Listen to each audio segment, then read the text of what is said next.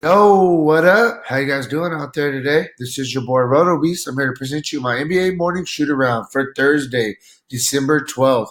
If you're new to this channel, please make sure to click the subscribe button below. This way you can watch all my NBA, NFL, and MLB videos. And if you haven't come and checked out our website here at dfscheatsheet.com, you're absolutely missing out. We have all the tools to help you compete with the pros day in and day out, including a complete optimizer, tons of content, daily Fanduel and Draftkings cash signups. Hey, we're truly a one-stop shop for all your DFS needs. So make sure to come check out the site here at dfscheatsheet.com. So got a small little four-game slate today. Definitely some fantasy relevancy here. The biggest thing for me is there's a couple positions that definitely have pay down spots. There's a couple positions that it's hard to pay down. There's not really any good value. Unfortunately, we'll start at point guard, and point guard is a spot where I don't think that there is very much value there. That you can feel comfortable with. So we'll start there. We'll work our way through each position. As always, kind of give you my top five plays at each position to kind of help you build your player pool. And yeah, let's go. So we'll start, like I said, at point guard, we'll go with Luka Doncic first. I mean, Luka Doncic is having a great season, MVP type season, triple double upside any night. Gets a pretty good matchup tonight against Detroit. This is a game that Dallas definitely should win. I like him. If you have the money to pay up for him, he's going to give you a really solid floor. Going to give you a really good ceiling as well. So I think that Doncic is a guy that you can look at. He is the highest priced guy on the slate. So it's all about really if we can fit some really good pieces around him. And I think there is some really good plays at other positions at fair prices that you can work with it to get Doncic in your lineup. So we'll start with Doncic. Great play today. Then we'll move down. I'm going to go with Ben Simmons next, going against Boston. 8,300 is a very fair price tag for Ben Simmons. He's a guy that does a little bit of everything, fills up the stat sheet. 8,300, like I said, we need about 42 for value. We got him projected at 40. So we got him right there at about 5 times value. he's a really good mid-tier play. On the flip side of things, Kemba Walker going against Philadelphia, 7,700. Man, he's a really good play as well. I think I like Kemba Walker a little bit more than Ben Simmons.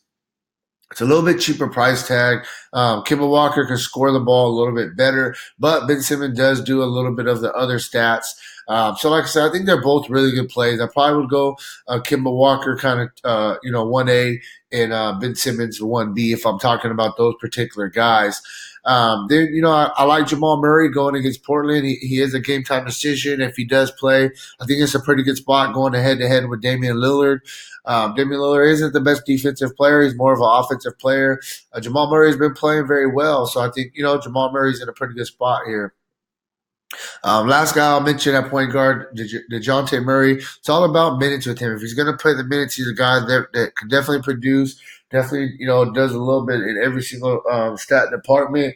Like I said, it's all about the minutes. Going against Cleveland, it's a very good matchup for him.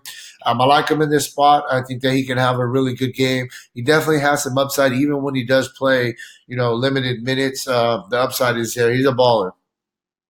Moving on to shooting guard, we talked about DeJounte Murray in a good spot against Cleveland.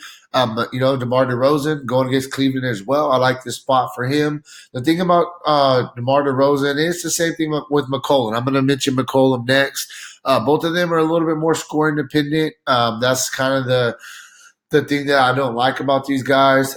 Definitely like DeMar DeRozan a lot more, though, going against Cleveland compared to McCollum going against Denver. Denver is a really good defensive team, and that's the reason I didn't really talk about Damian Lillard at the point guard spot. I really don't like attacking Denver's defense. I think they both do our GPP plays, talking about, Lillard and McCollum. I just don't really like I said, attacking that Denver defense. DeMar DeRozan, 8,200. I think he's going to give you a decent floor. I don't know how much upside he's going to give you at 8,200, especially if this game gets out of hand. Then he's not going to play his full allotment of minutes. But nonetheless, though, I like him. I think DeMar DeRozan's in a really good spot. Mentioned CJ McCollum. I think he's a pretty good GPP play as well. Then we'll go on the Cleveland side of things. A couple guys I like on the little bit cheaper and shooting guard is a position. There's three guys that I really like that I think you could pay down for. First, we'll talk about Jordan Clarkson, 4,500 going against San Antonio. He's a guy that even if this game does get out of hand, he's going to get some run. He's the first guy off the bench. He'll play some garbage time minutes. And Jordan Clarkson definitely has some upside. He can score the ball. He gets you a couple of little other peripheral stats as well. Gary Harris, he's been playing a ton of minutes. He's just been shooting horrible this year. But at 4,500, he's coming in, at a very, very dirt cheap price tag. Still starting, still playing 30 plus minutes, still playing some really good defense. If he can knock down some threes, he can easily crush this 4,500 price tag. So the upside is there. Gary Harris, like I said, I think he's in a good spot here.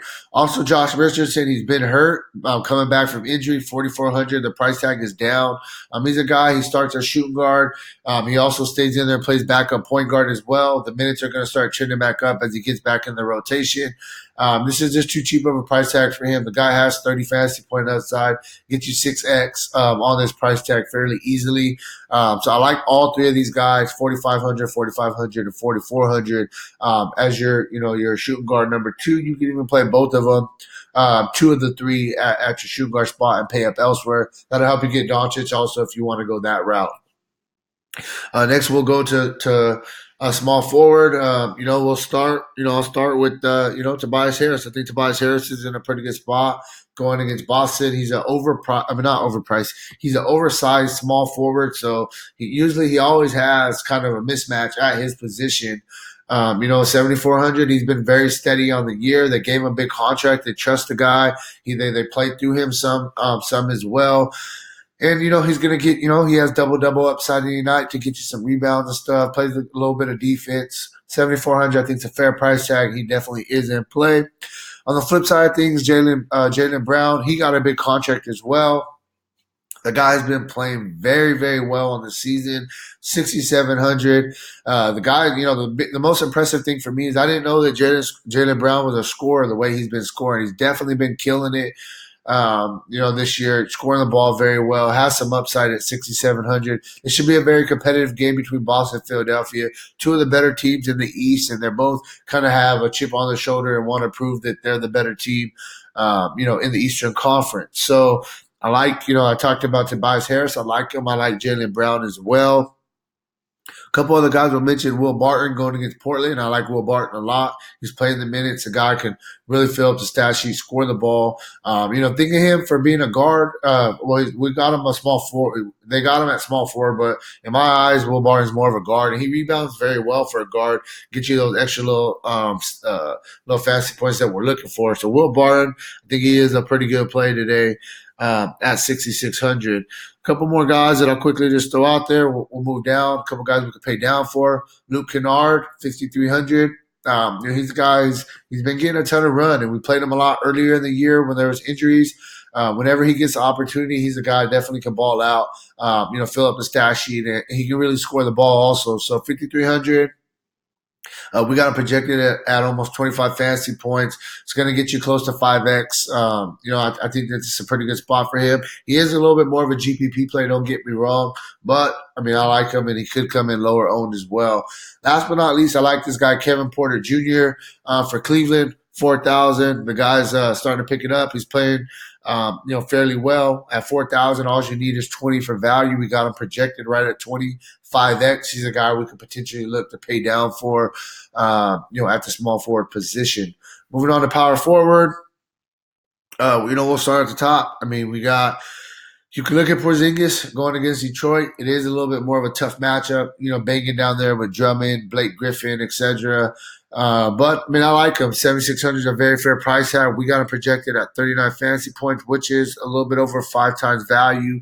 5 times value is what we're looking for cash games. So if we got to project at 39, definitely I'll take that. Kind of move on. And I think this is the game that Dallas will win. Porzingis should have a pretty good game here. You got LaMarcus Aldridge going against Cleveland.